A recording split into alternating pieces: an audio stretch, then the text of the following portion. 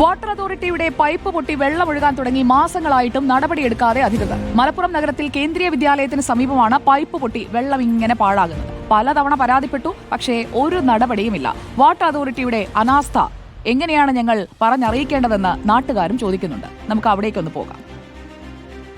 ഓരോ തുള്ളി വെള്ളവും അമൂല്യമാണ്, ജലം പാഴാക്കരുത്. ഇത്തരം പരസ്യങ്ങൾക്ക് വേണ്ടി ലക്ഷങ്ങളാണ് വാട്ടർ അതോറിറ്റി ചെലവാക്കുന്നത്.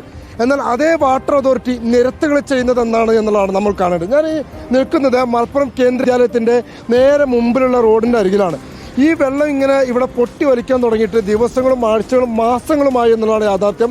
പലതവണ നാട്ടുകാരടക്കം ഇതുവഴി കടന്നു പോകുന്ന യാത്രക്കാരടക്കം പലതവണ പരാതി നൽകി, പക്ഷേ ഒരു പരാതിക്കും ഇതുവരെ പരിഹാരമായിട്ടില്ല എന്നുള്ളതാണ്. നമ്മളടക്കം തന്നെ പലപ്പോഴും ഇത് വാട്ടർ അതോറിറ്റിയുടെ ശ്രദ്ധയിൽപ്പെടുത്തിയിട്ട് പോലും അധികാര തർക്കം പറയും. ഇത് തങ്ങളുടെ കീഴിലല്ല, മറ്റു വിഭാഗത്തിൻ്റെ നോർത്തിൻ്റെ കീഴിലാണ്, സൗത്തിൻ്റെ കീഴിലാണ്. ഇങ്ങനെ അധികാര തർക്കം പറഞ്ഞ് വാട്ടർ അതോറിറ്റി ജീവനക്കാർ തന്നെ പരസ്പരം പഴിചാരി ഇതുവരെ ഈ പ്രശ്നം പരിഹരിക്കുന്നതല്ല എന്നുള്ളതാണ്. പലപ്പോഴും ഈ യാത്രക്കാരും ഇതുവഴി പോകുന്ന ആളുകളൊക്കെ പരാതി നൽകും.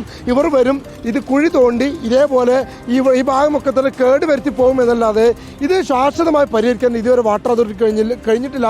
മാത്രമല്ല, ഇതിന് മുകൾ ഭാഗത്ത് ഇപ്പോൾ മറ്റൊരു പൊട്ടൽ കൂടി ഉണ്ടായി വീണ്ടും അവിടെ നിന്നും വെള്ളം ഒലിച്ചു വരുന്ന അവസ്ഥ. അങ്ങനെ ലിറ്റർ കണക്കിന്, 100 കണക്കിന് ലിറ്റർ വെള്ളമാണ് ഓരോ മണിക്കൂറിലും ഇതിലൂടെ പാഴായിക്കൊണ്ടിരിക്കുന്നത്.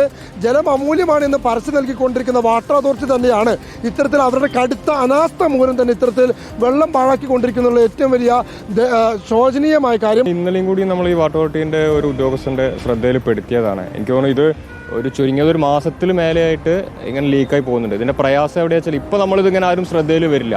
ഒരു 2-3 മാസം കൂടിയും കഴിഞ്ഞാൽ നമുക്ക് വെള്ളത്തിന്റെ അത്രത്തോളം ബുദ്ധിമുട്ട് വരും. അപ്പോഴാണ് ഇതിന്റെ പ്രയാസം മനസ്സിലാക്കുക. ഇവിടെ മാത്രമല്ല, ഇതിന്റെ പല ഏരിയകളും ഇങ്ങനെ വെള്ളം പൈപ്പ് പൊട്ടിയാണ്ട് വെള്ളം ഇങ്ങനെ ഒലിച്ചു പോകുന്നുണ്ട്. ഇതിന്റെ ഉദ്യോഗസ്ഥർ നോക്കി വേണ്ട സമയത്ത് കാര്യങ്ങൾ ക്ലിയറായിട്ട് ചെയ്തു കൊടുക്കാനുള്ള ഒരുപാട് യാത്രക്കാർ പോകുന്ന സ്ഥലം അത്. ഈ മലപ്പുറം നഗരത്തിൽ ഹൃദയ കേന്ദ്രത്തിൽ തന്നെ ഇത്രയും വലിയൊരു പ്രശ്നമുണ്ടായിട്ട് പോലും അത് ആഴ്ചകളും മാസങ്ങളുമായിട്ട് പോലും പരിഹരിക്കാൻ വാട്ടർ അതോറിറ്റിക്ക് കഴിയാതെ പോകുന്നു എന്നുള്ളതാണ് ഏറ്റവും വലിയ അതോറിറ്റിയുടെ തന്നെ കെടുകാര്യസ്ഥിത എന്ന് തന്നെ പറയേണ്ടി വരും. അത്രയും വലിയൊരു വീഴ്ചയാണ് ഇവരുടെ ഭാഗത്തു നിന്നുണ്ടാകുന്നത്. ഇനിയെങ്കിലും അടിയന്തരമായി ഇത് ഇടപെട്ട് ഇതിന് ശാശ്വതമായൊരു പരിഹാരം കാണാൻ ബന്ധപ്പെട്ട വകുപ്പിനും ഉത്തരവാദിത്തപ്പെട്ടവർക്കും സാധിക്കേണ്ടതുണ്ട്. വീഡിയോ ജേർണലിസ്റ്റ് ഉണ്ണിത്തൂരിനൊപ്പം reporter Askar Ali Karimba in reporter Malappuram.